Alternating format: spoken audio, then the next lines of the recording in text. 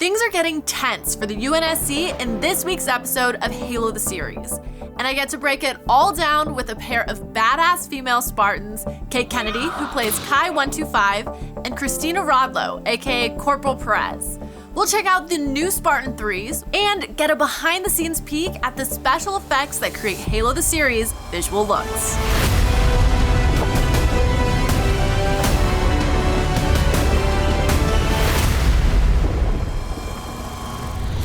What's up, Spartans? I'm Sydney Goodman, and this is Halo the Series Declassified, the show where we dive into all things Halo the Series, and that means there will be spoilers aplenty.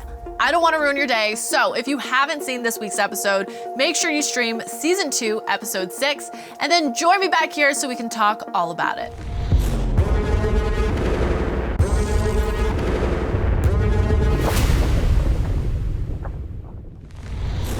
The Spartan 3 armor is just so cool. And how great to be able to talk to an actual Spartan 3, Corporal Perez herself, Christina Rodlo. Hi, Christina. Thank you so much for being here today. Hi, thank you so much for having me. I'm very excited to be here. What was it like to put the Spartan 3 armor on for the first time?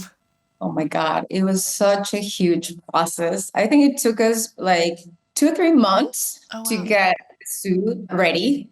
I had like so many fittings. And when we finally got the final suit, it was amazing. But at the same time, I was like, oh my God, this is so heavy. It's so heavy. You guys have no idea how heavy it is. So I got a little bit nervous about it.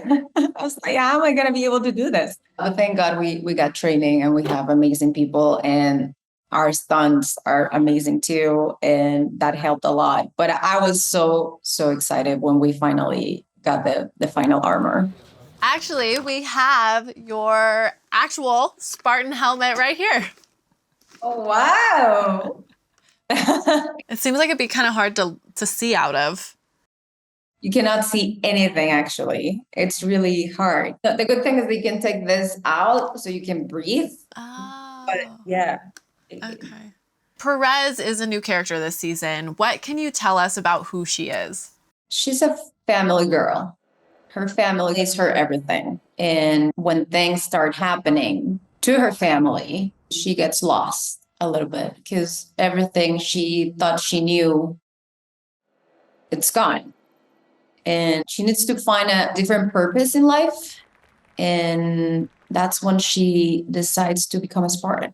I think that's why she decides to become a Spartan, to find a reason, a purpose for living in this life without her family. Were there any sets that were your favorite to shoot at, or maybe you found most inspiring? Oh my God, there were so many. I think my favorite, it was a location. Mm-hmm. On episode 3, we go to a church. Mm-hmm. And this church, it was completely destroyed in the middle of nowhere. And it was just, the place was just amazing. And what they did with it, the whole atmosphere was beautiful. And I think that scene is beautiful too. And that one was my favorite. Yeah. Oh, I love that. Christina, thank you so much for coming by Declassified and for chatting with me today. Thank you so much for having me. They're not, Chief. I can't make them Spartans. End simulation.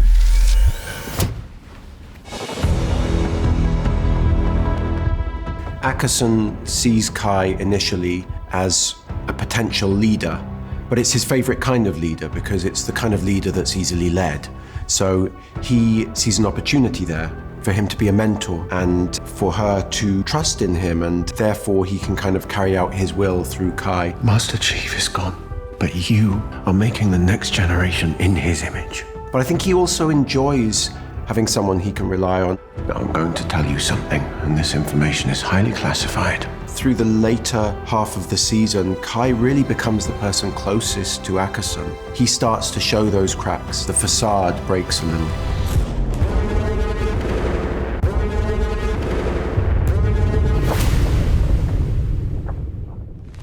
I'm here with the new leader of the Spartan 3s, Kate Kennedy.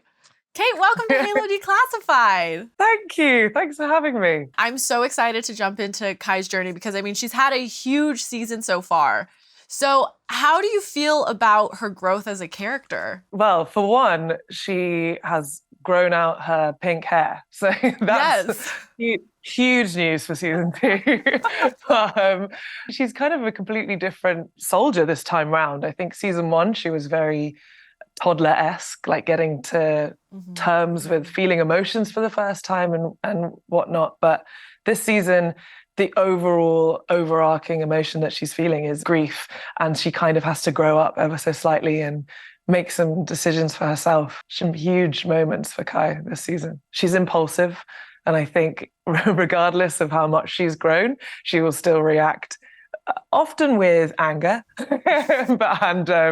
and violence, but she is able to really get to grips with what's important now at this stage of her life. And Kai interacts with a couple of the season's new characters. We see her with James Ackerson and Corporal Perez. So why don't you tell me a little bit about those relationships? Yeah, so Ackerson, Kai is incredibly skeptical of to start with, because he is this new guy who has taken over. And I think for Kai, she really wants to bed into the institution and the bureaucracy that she's used to with her family members, her Spartan team. And so anyone new, she's just not partial to at all. But as you see as the series goes on, he starts to speak more sense than the team around her. Then Perez, she and Kai are quite similar in a way. They've both lost everything that they knew around them, and they're very lone wolf characters at this stage in the middle of the series particularly. So one of the best and most surprising moments of this week's episode was Kai's fight with Master Chief. Kate, things are a little awkward between Kai and the Master Chief. How does Kai really feel about the Chief? It's such a huge scene, that one, because she realizes halfway through that Chief is telling the truth and Chief is right. But she has to complete what she's set out to do. I think with this fight, if she could be fighting herself, she would. It just happens to be Chief. If you think the fight was intense, it only gets more and more intense. The next 2 episodes are wild for Kai. She has everything at stake. Amazing. Well, Kate, thank you so much for coming by. This has been wonderful. Yeah, lovely to see you. Lovely to see you as well. Thank you.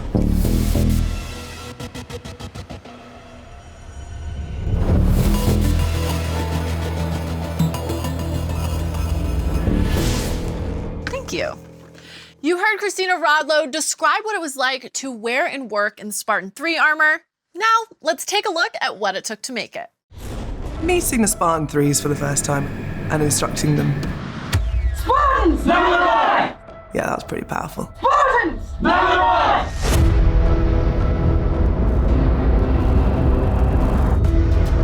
1! Godspeed, Spartans.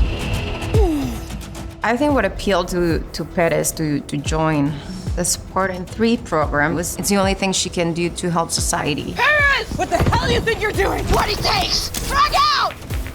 She has nothing left, and she has nothing to lose. Phase 1 complete. Initiated phase 2. Spartan 3s were really more about mass production. A little less armored, typically recruited from young adulthood, often children orphaned from the Covenant War. They're kind of cannon fodder. A lot of what they were sent in for were suicide missions. The idea of Spartan 3s is that there are just thousands and thousands of them. And so it's like the mass production of Spartans conceptually. So the armor kind of had to look like that as well.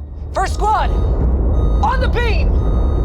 So the first thing was work out how it's actually going to function. So where all the bend points are, what all the proportions are, and then work out how we put it all together. And then I did my pencil sketch of how I saw the Under Armour would be. So we developed that into a concept art here. There's something like 159 pattern pieces that has to be cut individually because there's multiple layers to them. So that's the Under Armour. Do you think we have another piece in here? Look.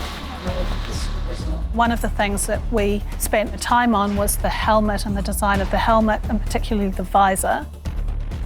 Inside them, they have fans and they have lights, which are operated remotely. So they've got this technology inside them as well. So there's a lot going on in that helmet.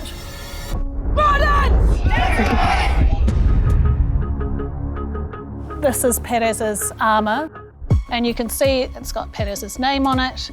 There's lights here, there's some damage that we've applied here.